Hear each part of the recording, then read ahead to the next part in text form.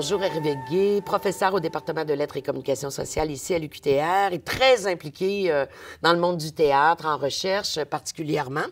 Et là, c'est un nouveau livre qui arrive, qui s'intitule « Le jeu des positions, discours du théâtre québécois ». Vous dirigez cette publication-là. Alors, qu'est-ce que c'est que le jeu des positions lorsqu'on parle de théâtre?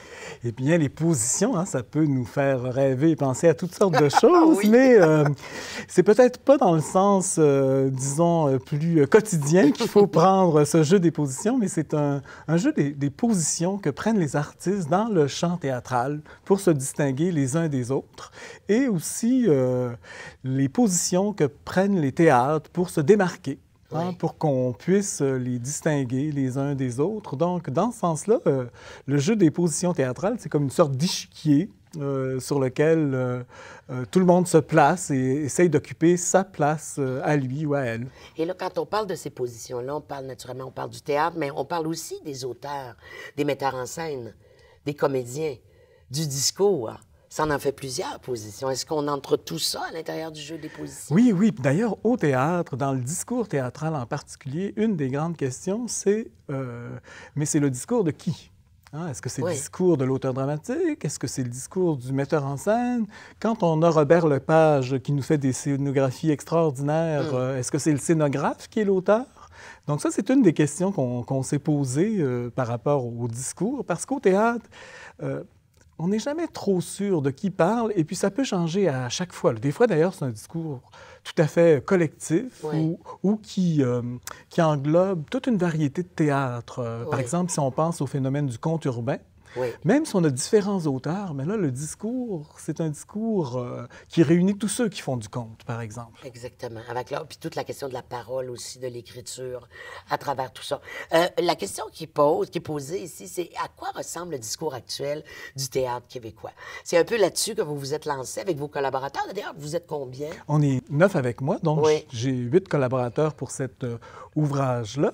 Et effectivement, on se penche en particulier sur les discours du théâtre contemporain, parce que c'est un sujet sur lequel on n'a pas encore écrit, on est très, très près. Donc ça, c'est un des premiers livres où on parle, par exemple, des artistes des années 2000, beaucoup, mais ça varie beaucoup. Ça varie beaucoup comme type de discours. On va vers autant des gens très, très connus comme Robert Lepage ou Wajdi Mouawad qui ont marqué le champ théâtral québécois, que des phénomènes un petit peu plus pointus, comme par exemple, je parlais des contes urbains, hein, qui est une nouvelle tendance théâtrale. À chaque Noël, on a des nouveaux contes urbains. Les adolescents en écrivent aussi, mais on peut penser Est-ce que c'est en train d'ouvrir justement un espace théâtre beaucoup plus élaboré? Oui, oui, il y a un espace théâtral, puis une parole beaucoup plus crue que dans le reste. Et c'est une sorte de parole, la personne qui écrit là-dessus prétend que c'est une parole qui redéfinit l'espace privé et l'espace public, le conte urbain. Oui.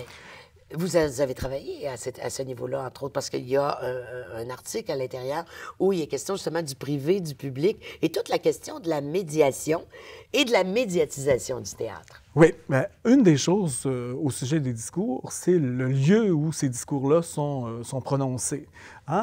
Traditionnellement, ce qu'on étudiait, c'est le discours des œuvres elles-mêmes, ce que les auteurs disaient dans leurs œuvres. Maintenant, on étend l'étude des discours plus seulement aux œuvres, mais aussi aux discours médiatiques des auteurs, des metteurs en scène, des artistes du théâtre, parce que très souvent, ça change beaucoup la perception qu'on peut avoir de ce qu'ils ont fait. On peut penser à la trilogie des femmes de Wajdi Mouawad, où ils voulaient mettre sur scène l'assassin de Nadine Trintignant, et puis là, ça a fait une flambée dans les médias. Donc, on s'intéresse à ce type de discours. Parce que ça a transformé nécessairement l'intention de départ de l'auteur. Oui, la perception. La perception et l'intention. La perception qu'on a eue du spectacle. D'ailleurs, nous, à Montréal, on a vu le spectacle sans ce chanteur-là. le chanteur de Noir Désir, alors qu'en Europe, ils ont vu le spectacle avec lui. Ah oui. Donc, c'était pas le même spectacle. Exactement, ça a tout transformé. Il est question aussi du théâtre anglophone, rapidement. On parle aussi à l'intérieur il y a un théâtre anglophone bien vivant au Québec. Mais oui, puis en plus, c'est encore plus spécial que le théâtre anglophone. Il y a quelqu'un qui se penche sur le discours du théâtre juif montréalais, d'expression anglaise. Et ça, c'est super intéressant parce que ces auteurs-là sont dans une situation incroyable dans la mesure où ils sont pris entre plusieurs feux, leur identité juive, leur identité anglophone, leur identité par rapport à la communauté francophone et le fait qu'ils sont presque jamais joués dans les théâtres francophones et beaucoup plus joués à l'extérieur du Québec qu'au Québec même. Et très souvent, d'ailleurs, à cause de ça, ils commencent leur vie au Québec et ils la finissent ailleurs dans le reste du Canada. Alors, ben écoute, merci beaucoup, Hervé Gay. C'est en même temps dirigé par vous et Louis-Patrick Leroux de l'Université Concordia et c'est publié... Oui, c'est un excellent collègue. C'est un excellent collègue publié chez Nota Bene. Alors, donc, un livre qui nous parle du discours du théâtre québécois actuel. Bien, merci beaucoup. Bonne continuation. Merci, Patricia. C'est moi qui te remercie.